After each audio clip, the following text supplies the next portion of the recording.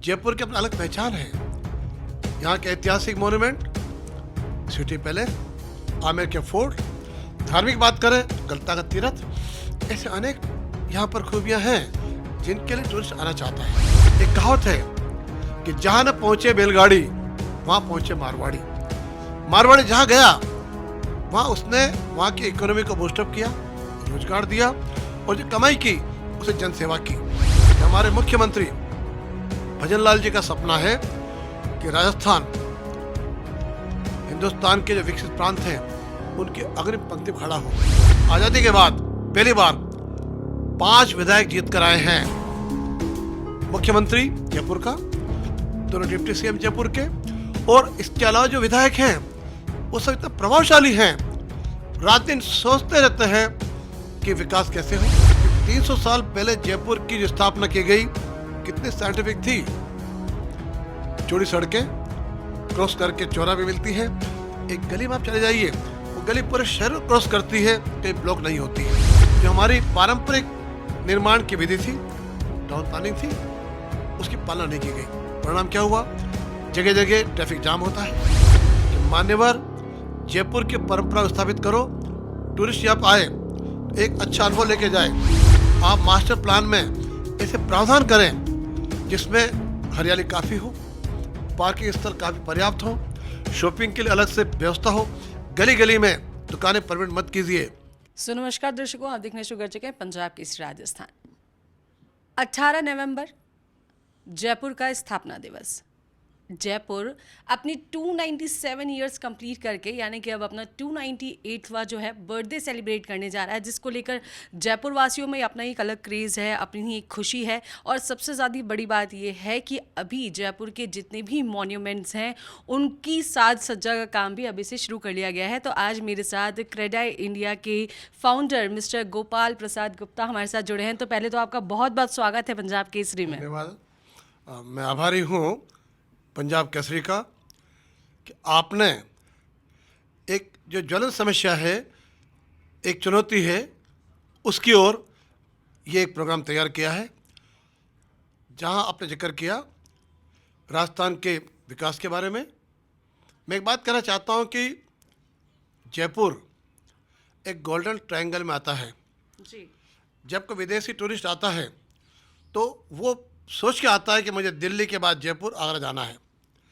जयपुर की अपनी अलग पहचान है। यहाँ के ऐतिहासिक मोन्यूमेंट, सिटी पैलेस, आमेर के फोर्ट, धार्मिक बात करें तो गलता का तीर्थ, ऐसे अनेक यहाँ पर खूबियाँ हैं जिनके लिए टूरिस्ट आना चाहता है। हम बात करें विकास की तो देश का सौभाग्य है कि हमें मोदी जैसा सशक्त, मजबूत, विजनरी पीएम मिला है। आपके आने से विदेशों में भारत का सम्मान बढ़ा है और जो हमारे प्रवासी हैं भारतीय, उनका सम्मान बढ़ा है और अब वो प्रेरित हो रहे हैं कि लौट करके अपने मूल जगह में निवेश करें। जी। आपको पता होगा कि ज़्यादातर व्यवसायी राजस्थान के हैं। एक कहावत है कि जहाँ न पहुँचे बैलगाड़ी वहाँ पहुँचे मारवाड़ी। मारवाड़ी जहाँ गया वहाँ उसने वहाँ की इकोनॉमी को बूस्टअप किया, रोजगार दिया और जो कमाई की उसे जनसेवा की। आज हमारा सौभाग्य है कि हमारे मुख्यमंत्री भजन लाल जी का सपना है कि राजस्थान हिंदुस्तान के जो विकसित प्रांत हैं उनकी अग्रिम पंक्ति में खड़ा हो। और बड़े सौभाग्य की बात है कि जयपुर के आज़ादी के बाद पहली बार 5 विधायक जीत कर आए हैं। मुख्यमंत्री जयपुर का, दोनों डिप्टी सीएम जयपुर के, और इसके अलावा जो विधायक हैं वो सब इतना प्रभावशाली हैं, रात दिन सोचते रहते हैं कि विकास कैसे हो, जनता को सुविधा कैसे मिले, जी। आम जन लाभ कैसे मिले। जी। गोपाल जी, एक सवाल मेरा आपसे ये है कि देखिए, अभी तो हम बात कर रहे हैं जयपुर अपना 298th बर्थडे सेलिब्रेट करेगा, तो ये तो रही इस साल की बात। अगर आने वाले समय की बात की जाए 2047, उसे किस नज़रिए से आप देखते हैं? आपका क्या सपना है, किस तरीके का जयपुर होना चाहिए? देखिए, आर्किटेक्चर की जब पढ़ाई होती है उसमें एक चैप्टर होता है जयपुर चैप्टर। पढ़ा जाता है उसके अंदर कि 300 साल पहले जयपुर की जो स्थापना की गई कितनी साइंटिफिक थी। चौड़ी सड़कें क्रॉस करके चौरा भी मिलती है। एक गली में आप चले जाइए, वो गली पूरे शहर को क्रॉस करती है, कहीं ब्लॉक नहीं होती है। लेकिन मुझे अफसोस है कहते हुए कि मैं 1976 से काम कर रहा हूँ रियल एस्टेट का। जो हमारे टाउन प्लानर थे, उन्होंने जो हमारी परंपरा थी नगरीय विकास की, उसका ध्यान नहीं दिया। जो नया जयपुर बना, उसके अंदर जो हमारी पारंपरिक निर्माण की विधि थी, टाउन प्लानिंग थी, उसकी पालना नहीं की गई। परिणाम क्या हुआ? जगह जगह ट्रैफिक जाम होता है, पानी निकास की व्यवस्था नहीं है, बरसात में पानी भर जाता है। तो मैं आपके माध्यम से राजस्थान सरकार के मुख्यमंत्री माननीय भजन लाल जी तक ये बात पहुंचाना चाहता हूं, और ख़ास करके दिया कुमारी जी जयपुर की राजकुमारी हैं, डिप्टी सीएम भी हैं, उन तक पहुंचाना चाहता हूं कि वे ध्यान दें। उनको ईश्वर ने मौका दिया है, उनके बुजुर्गों ने जयपुर की स्थापना की है, एक सुंदर शहर बनाया है, तो वो ऐसा काम करें ताकि उस परंपरा का पुनर्स्थापना हो और आने वाला टूरिस्ट यहाँ आएगा, रोजगार बढ़ेगा। हैंडीक्राफ्ट यहाँ का मूल आधार है जयपुर में, और कोई इंडस्ट्री नहीं है। मूल इंडस्ट्री क्या है आपके? हैंडीक्राफ्ट, बंदेज की साड़ियाँ हैं, लाख की चूड़ियाँ हैं, यहाँ पर कारपेट का बिजनेस है, ऐसे बहुत से काम हैं। तो मैं आपके चैनल के माध्यम से सरकार तक ये बात पहुंचाना चाहता हूं कि मान्यवर जयपुर की परंपरा स्थापित करो, टूरिस्ट यहाँ पर आए तो एक अच्छा अनुभव लेके जाए, उसके साथ में किसी प्रकार की दुर्घटना नहीं हो, उसकी पूरी सुरक्षा हो, प्रॉपर ढंग से टूरिस्ट गाइड उसको गाइड करें। इन सब से अच्छा अनुभव लेके जाएगा तो अपने कलीग को मोटिवेट करेगा, वो प्रभावित होंगे। जी, आपने बात की डिजिटली युग की, आपने बात करी मोदी जी की, लेकिन जिस तरीके से अभी डिजिटल युग चल रहा है तो एक आर्टिफिशियल इंटेलिजेंस का अपना एक नया रोल देखने को मिल रहा है। हर तरीके से एक्सपर्ट्स भी जो हैं उसको कहीं ना कहीं यूज़ कर रहे हैं। तो आने वाले 2047 में आप उसे किस तरीके से देखते हैं? मैं वही कह रहा हूँ, हम कितने सौभाग्यशाली हैं। एक टाइम वो था कि जब आर्किटेक्ट या ड्राफ्ट में नक्शा बनाया करता था, कुछ कमी रह गई दोबारा मेहनत करता था। फिर युग आया कंप्यूटर का, ड्राइंग बनाई, कुछ कमियां हैं उसको ठीक कर दिया, और अब उससे एक कदम और आगे बढ़ गया।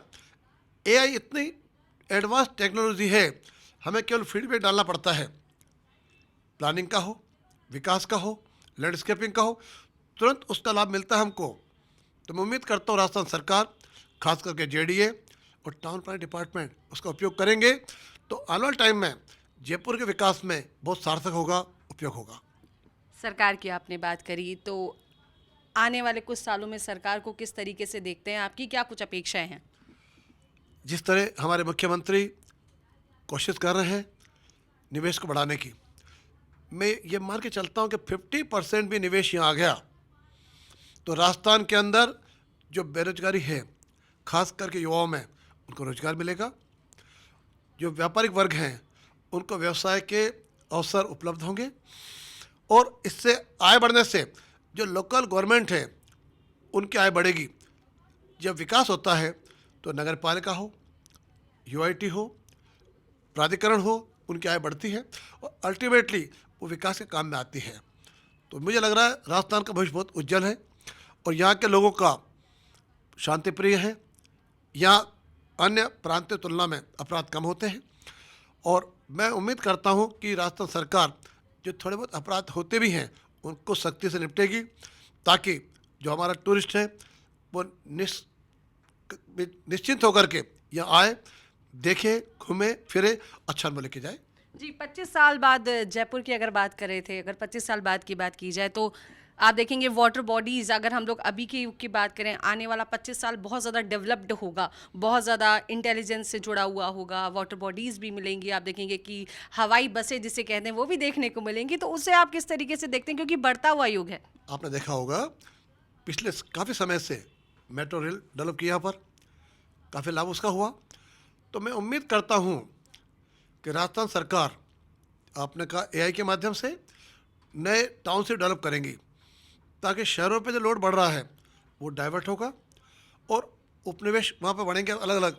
जैसे गुजरात के अंदर बनाया गांधीनगर, तो सारा जो सरकारी कार्यालय वहाँ शिफ्ट हो गया, अधिकारी लोग थे वहाँ रहने लगे, तो शहर पे लोड कम हुआ, इसका लाभ मिलेगा। तो आने वाले टाइम में इसका ध्यान रखते हुए माननीय सीएम साहब ने हमारे टाउन प्लानिंग डिपार्टमेंट को ये निर्देश दिया है कि वो मीटिंग करें, और कुछ दिन पहले मीटिंग बुलाई, मुझे मौका दिया बात करने का, और मैंने यही कहा आप मास्टर प्लान में ऐसे प्रावधान करें जिसमें हरियाली काफ़ी हो, पार्किंग स्थल काफ़ी पर्याप्त हो, शॉपिंग के लिए अलग से व्यवस्था हो, गली गली में दुकानें परमिट मत कीजिए, स्वरूप खराब होता है, जयपुर का मूल स्वरूप डिस्टर्ब मत कीजिए, उसको कायम रखिए, तभी संभव होगा।